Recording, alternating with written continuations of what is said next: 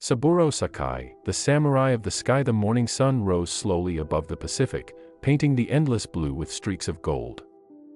Inside the cockpit of his Mitsubishi A6M0, Saburō Sakai adjusted his oxygen mask and looked at the horizon. The air smelled of oil and salt. Far below, the ocean glimmered, peaceful, indifferent, endless.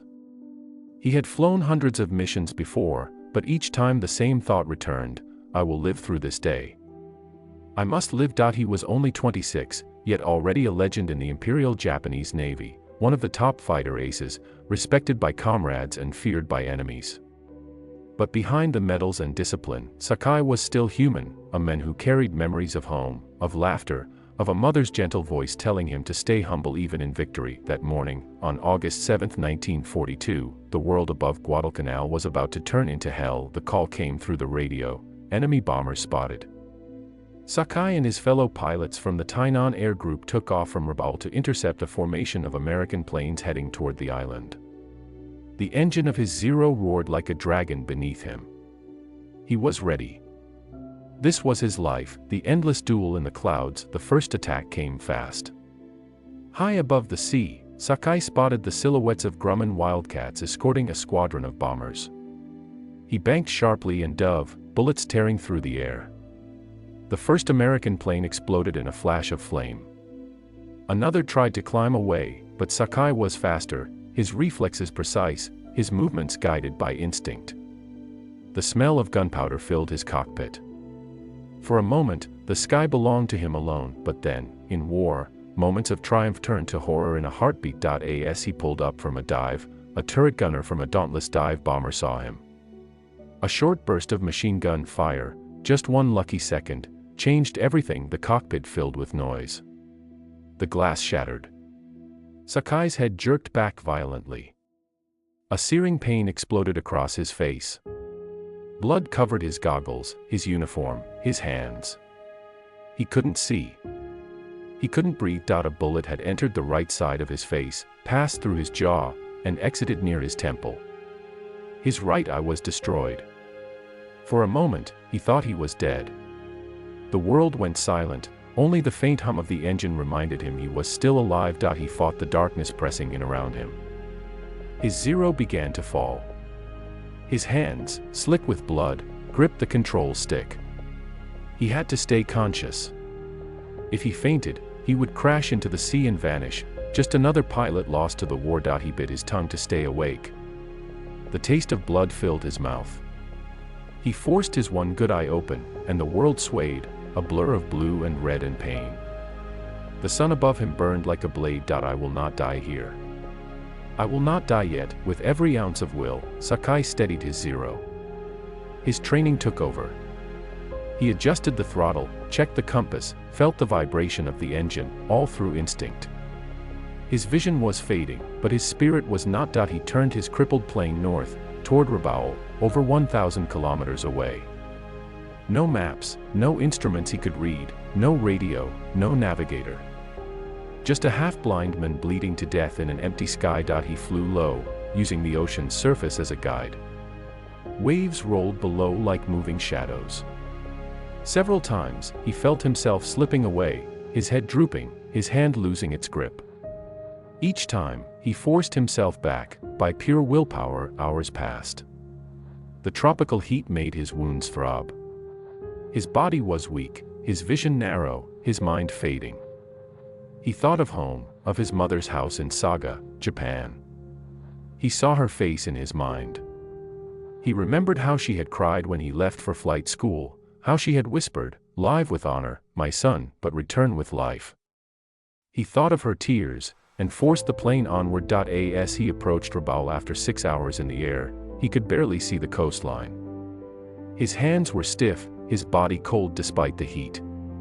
He was dying, but he was almost home. The airstrip appeared like a mirage through his single eye. He lowered the landing gear, one side jammed.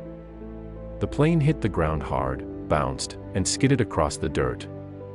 Mechanics and medics ran toward the Zero, shouting. They found Sakai unconscious, still gripping the controls, blood-soaked, and barely breathing. He had flown nearly 1,040 kilometers with half his face destroyed. The doctors didn't believe he'd survive. The bullet had shattered bones in his face. Infection set in quickly. For weeks, he drifted between life and death. But Saburō Sakai's spirit was stronger than pain. Even when he could not speak, he wrote short notes to his comrades, "Tell them I will fly again." And he did. Months later, after countless surgeries, he stood again beside his plane. The scars were deep, his right eye blind, but his left still burned with fire. He returned to duty, not because he wanted glory, but because he refused to let suffering define him. He flew dozens more missions before the war's end. Each time he climbed into the cockpit, he carried with him the memory of that flight, the pain, the silence, the determination that had kept him alive when death was only inches away. When Japan surrendered in 1945, Sakai was one of the few surviving aces of the early war. He had fought in China, the Philippines, the Dutch East Indies, and the Pacific, 200 missions, 64 victories claimed. But he carried something more important than records. He carried understanding. He saw the faces of the men he had fought, Americans, Australians, Dutch, and realized they were just like him. Young men with families, dreams, fears. He could no longer see them as enemies. After the war, he refused to kill again. He became a humble printer, earning his living quietly. He often spoke to students and young pilots, telling them that true strength lies not in taking lives, but in valuing them. Once, at a veterans meeting, he met an American pilot he had once fought against. They shook hands, not as enemies, but as survivors of the same storm. Sakai lived until 2000, passing away peacefully at the age of 84. When people asked him about his most difficult moment in the war, he always returned to that flight over the Pacific, the flight where he faced death and chose life. He never called himself a hero. He said, simply, "I was lucky. The gods of the sky let me live." The story of Saburō Sakai is not one of conquest, but of endurance, of a man who faced unimaginable pain and found the strength to keep flying. He was a warrior, yes, but above all, he was human, and in the endless sky, somewhere between life and death, Saburō Sakai proved that courage is not the absence of fear, it is the decision to keep flying despite it. Richard Bong, the ace who fell from the sky. The wind over New Guinea smelled of heat and rain. Engines rumbled across the airfield, their echoes bouncing off the palm trees. It was 1944, and the world was burning. Among the rows of silver P-38 Lightning fighters stood one plane with a name painted in bold, loving letters, Marge. It wasn't a code name. It was the name of a girl, Marjorie and Vitendel, the woman Richard Bong had left behind in Wisconsin. Her photograph was taped to the cockpit, smiling through the scratches on the glass, as if she were watching over him every time he took to the sky. Richard Bong was only 23. He didn't look like a hero, short, cheerful, always smiling, but behind that boyish grin lived a pilot with lightning reflexes and an unshakable calm. His comrades called him Dick. His enemies never saw him coming. That morning, the heat shimmered over the strip at Dabodura. Bong climbed into his twin-engine Lightning, the sun reflecting off its polished wings. The ground crew stepped back, covering their ears as the Allison engines roared to life. 2,000 horsepower lifted him toward the clouds. For most men, flying meant escape. For Bong, it meant home. Up there, the air was pure, silent, endless. Up there, he was free. He had been a farm boy from Poplar, Wisconsin, the son of Swedish immigrants, raised on hard work and cold winters. As a kid, he'd chased every passing airplane, dreaming of flight. When war came, he joined the Army Air Corps and never looked back. In training, his instructors quickly realized they had never seen anyone quite like him. Bong didn't just fly, he danced with the airplane. His control of the P-38 was so precise it seemed alive under his hands, but his gift came with danger. Once, he buzzed a building on base and blew laundry off the commandant's line. Another time, he flew so low over San Francisco's Market Street that pedestrians ducked for cover. The generals scolded him, then secretly smiled. Even then, they knew this young man was something rare. By the time Bong reached the Pacific in 1942, the Allies were desperate. Japan dominated the air. The P-38 Lightning, with its twin engines and heavy cannons, was America's answer, and Bong would make it legendary. His first victory came on December 27, 1942. Over Buna, he spotted a formation of Japanese Zeros circling like hawks. Without hesitation, he dove straight into them. His cannons roared, and one Zero burst into flames. Bong's voice came over the radio, calm, almost casual, "Scratch one." That day, a legend was born. Over the next 2 years, Richard Bong became the highest-scoring American ace in history, credited with 40 aerial victories, each one a life-and-death duel fought over jungles and ocean. But he never celebrated. He never spoke of killing, only of surviving, of protecting his comrades. His style was patient, deliberate. He never chased glory. He waited for the perfect moment, the silent instant between heartbeat and breath, then struck. In the chaos of the Pacific skies, his calm made him almost untouchable. When he returned from missions, his friends often found him sitting quietly by the wing of Marge, cleaning the guns, wiping sweat from his brow. He'd glance at the photograph taped to the cockpit and smile. "If I make it through this, I'm going to marry that girl," he said once. But war has its own plans. By mid-1944, Bong had become a national hero. His face was on newspapers, posters, even cereal boxes. They called him America's Ace of Aces. But fame sat awkwardly on his shoulders.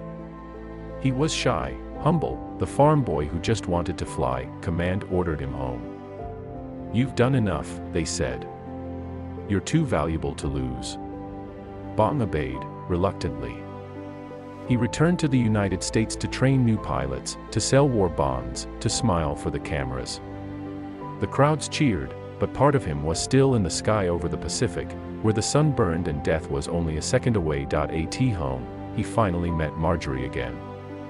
She was as bright and kind as her photograph. They married in February 1945, two young souls who had survived the storm. For a while, life felt normal. Peace seemed possible. Then came his next assignment, testing America's newest fighter jet, the Lockheed P-80 Shooting Star. It was the future of flight, sleek, powerful, and fast beyond imagination. Bong loved it instantly.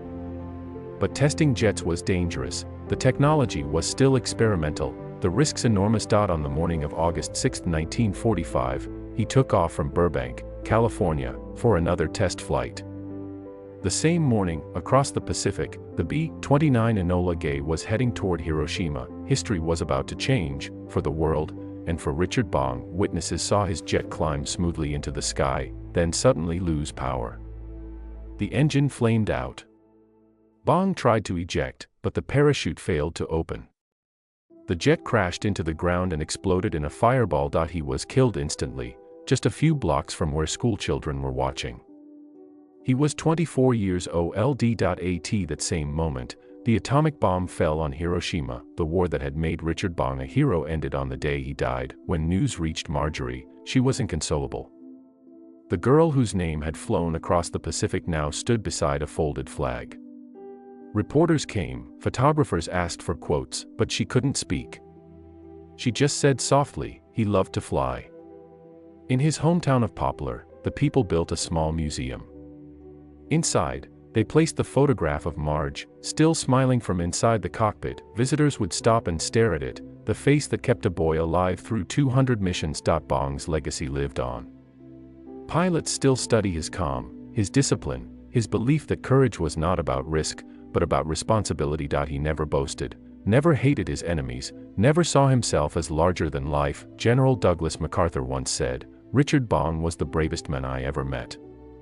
But those who knew him said he was simply kind, a man who treated mechanics, officers, and rivals with the same quiet respect. He had once written to his mother, "Don't worry about me. I don't fly for glory. I fly because someone has to protect the others." That was Richard Bong, the farm boy who became America's greatest ace, the man who soared higher than any of his time, only to fall back to earth on the day peace was born. Decades later, in the still air over Wisconsin, old veterans gathered for an air show.